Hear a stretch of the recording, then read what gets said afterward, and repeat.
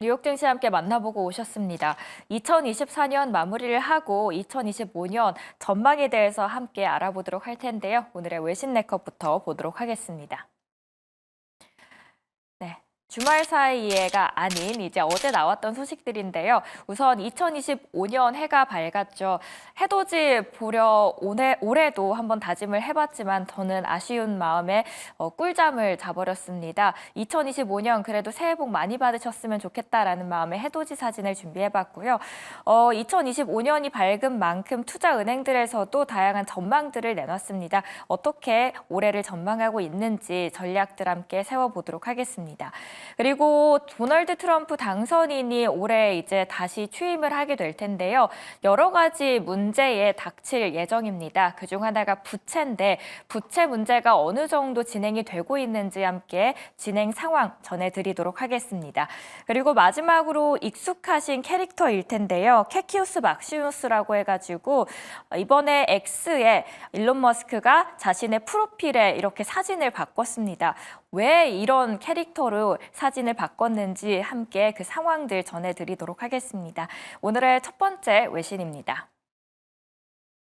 네, 야후 파이낸스에서 가져왔습니다. 외신들의 시각은 어떨까요? 2025년 새해 전망부터 함께 보도록 하죠. 자, 오늘의 첫 번째 기사입니다. 2025년 증시에 대한 전망이 나왔습니다. 대체로 긍정적이지만 다양한 변수들을 고려해야 한다라는 분석입니다. 먼저 BMO 캐피털 마켓은 2025년 증시가 섹터, 규모, 스타일 전반에서 보다 균형 잡힌 수익률을 보일 가능성이 높다라고 전망을 했습니다. 또 골드만삭스는 2025년에도 매그니피센트 7 기술주가 시장을 이끌겠지만 2024년에는 33%였던 성장률에 비해서 S&P 500 내 다른 기업들의 수익 성장률은 4.2%에 그칠 것으로 내다봤습니다. 한편 RBC 캐피털 마켓과 뱅크 오브 아메리카는 기술주에서 가치주로의 자금 유입 가능성을 언급하면서 금융주와 소재, 부동산 유틸리티 섹터의 비중 확대를 권장했습니다. 하지만 낙관적인 전망에도 불구하고 잠재적인 리스크도 물론 있습니다. 베런스는 고착화된 인플레이션이 경제 성장을 약화시키고 연준이 높은 금리를 유지하게 될 가능성을 제기합니다. 또한 금리 인하 시점의 불확실성과 도널드 트럼프 행정부의 정책 변화 역시 시장 변동성을 키울 요인으로 꼽히고 있죠. 이런 변수들을 종합했을 때 전문가들은 S&P 500 지수가 2025년 말에는 5,000대 중반에서 마감할 가능성이 있다라고 전망합니다. 결국 2025년 증시는 상승 여지가 있지만 변동성을 고려한 신중한 투자 전략이 중요해 보입니다. 오늘 첫 번째 소식으로는 2025년 증시 전망 소식 전해드렸습니다. 두 번째 소식 함께 만나보시죠. 두 번째 소식은 CNBC 기사였는데요. 새해 미국의 국채 만기가 도래 3조 달러라는 제목이었습니다. 단기채 비중이 계속해서 확대되고 있다는 게 문제점으로 지적이 되고 있습니다. 단기채가 늘어나고 있다는 게 왜 문제가 되고 있는지 들여다보도록 하겠습니다. 오늘의 두 번째 기사입니다. 도널드 트럼프 대통령은 2025년에 부채 상한선 싸움을 피하기를 바랬지만 그렇게 되기란 쉽지 않아 보입니다. 지난달 민주당과 가장 보수적인 공화당 의원 약 30명이 부채 한도 연장이 포함된 계획을 거부하고 이 문제를 2027년 또는 2029년 또는 영원히까지 미루는 데 뜻을 모았기 때문입니다. 현재 2025년에 만기가 도래하는 미국 국채 규모가 약 3조 달러에 달하고 있습니다. 단기채 비중이 크다라는 점이 새해 채권 시장의 잠재적인 불안 요인으로 지적되고 있는데요. 미국 재무부가 2024년 1월부터 11월까지 총 26조 7천억 달러 규모의 국채를 발행했는데 이건 전년 대비해서 28.5%나 급증한 수치입니다. 특히 이 중에서 상당 비중이 만기가 짧은 단기채로 구성되어 있다는 게 특징입니다. 원래 단기채 발행 비중은 전체 발행량의 약 20% 수준에 그쳤었는데 최근 몇 년간 부채 한도 협상과 재정 운영 자금 마련이 급했던 탓에 단기채 발행 비중이 크게 늘어난 겁니다. 그 결과 2025년 만기 도래 채권 중에서 단기채가 차지하는 비중이 상당히 높은 상황이 돼버렸습니다. 그리고 단기채가 많이 발행된 점이 논란이 되고 있죠. 이렇게 발행된 단기채가 중장기채로 전환될 경우에는 채권 시장이 예상치 못한 충격을 줄 수 있는 데다 이미 2조 달러에 달하는 재정 적자와 추가 발행되는 국채 부담이 큰 상황에서 이로 인해서 시장의 부담이 더 커질 수 있다라는 분석입니다. 이제 2025년 채무 불이행이 여전히 테이블 위에 있습니다. 2024년에 12월 27일 제닛 옐렌 재무장관은 의회 지도자들에게 서한을 보냈습니다. 의회나 재무부가 조치를 취하지 않으면 연방 정부가 빠르면 1월 14일에 부채 한도에 도달할 것이라고 경고를 하고 있는데요. 모든 것을 고려할 때 올해 초에는 정부 디폴트에 대한 우려가 다시 경제를 압박할 수 있다라는 경고가 나오고 있는 상황입니다. 자, 오늘의 두 번째 소식이었고요. 마지막 소식은 일론 머스크입니다. 월스트리트 저널이 뽑은 제목은 머스크 새로 찾은 정체성입니다. X 계정명 프로필 사진을 변경했기 때문인데요. 앞서서 제가 보여드렸던 프로필 사진의 그림 보셨죠?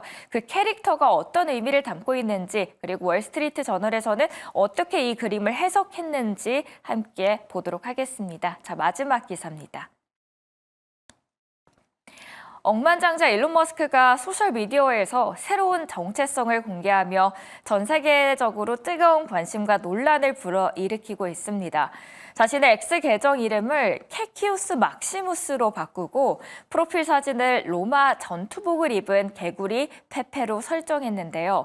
이 사진 속 페페는 양손에 비디오 게임기에 조이스틱을 들고 앉아있는 모습입니다.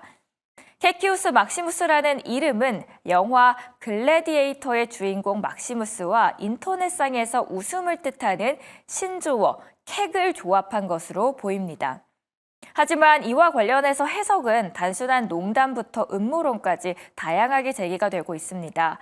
캑은 본래 게임 문화에서 유래돼 웃음을 의미하는 용어로 알려졌지만 일부 백인 우월주의 단체에서 가상의 백인 민족주의로 사용되면서 논란이 됐던 캐릭터입니다.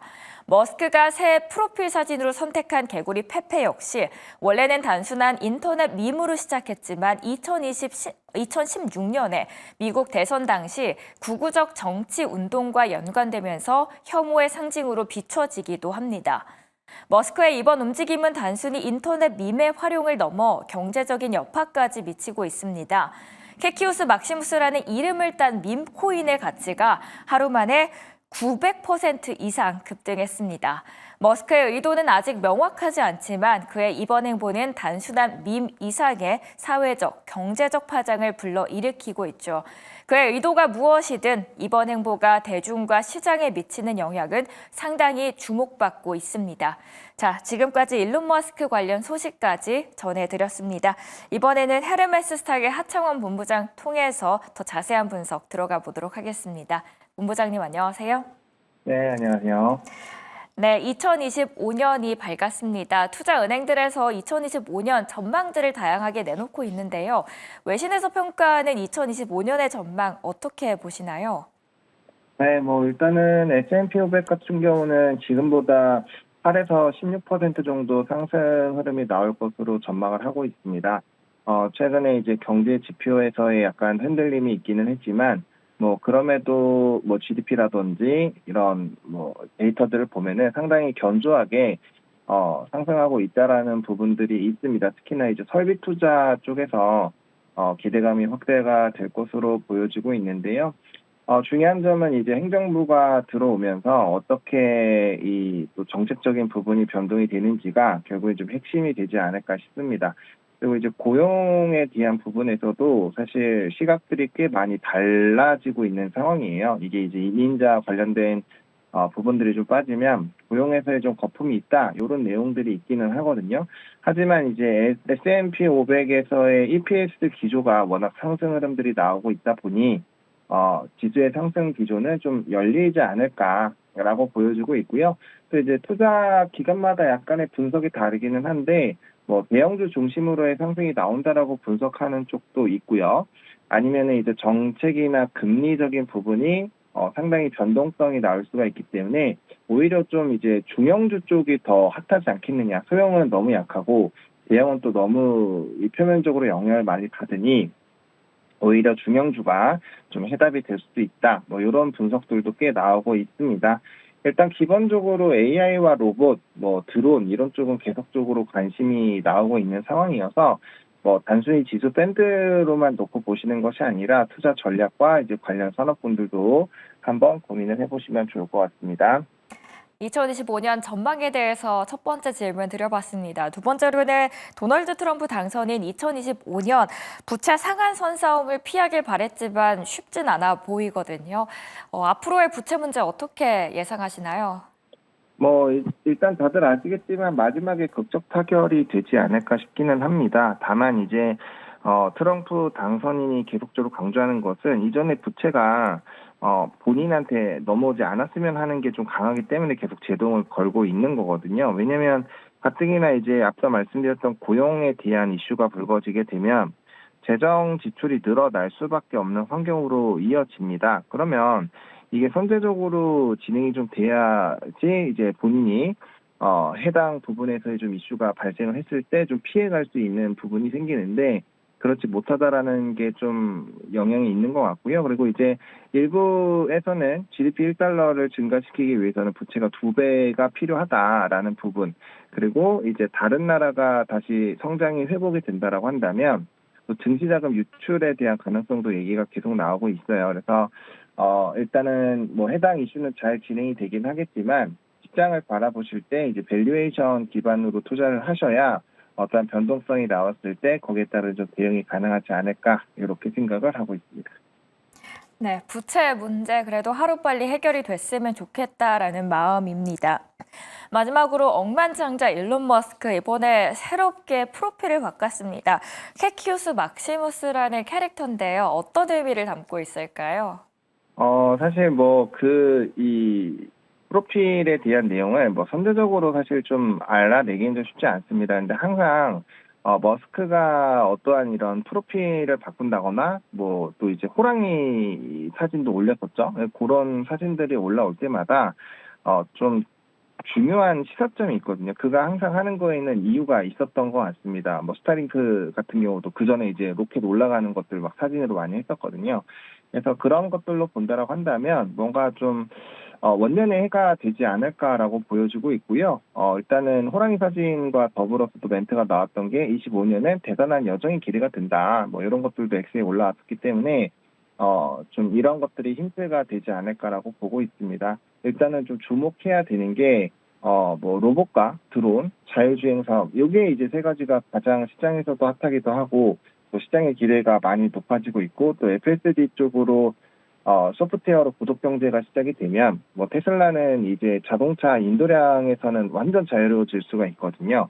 그래서 그런 부분들로 퀀텀 점프를 하는지 좀 봐야 될 것 같고요. 그다음에 최근에 뭐 엔비디아도 그렇고 삼성전자 레인보우 로보틱스 콜옵션도 그렇고 확실히 이제 로봇 쪽으로 시장에 관심이 좀 쏠리는 것 같습니다. 그래서 그런 산업군들에 대한 변동성까지 어떻게 또 멘트가 나오는지 같이 좀 체크를 해봐야 되지 않을까 이렇게 생각을 하고 있습니다.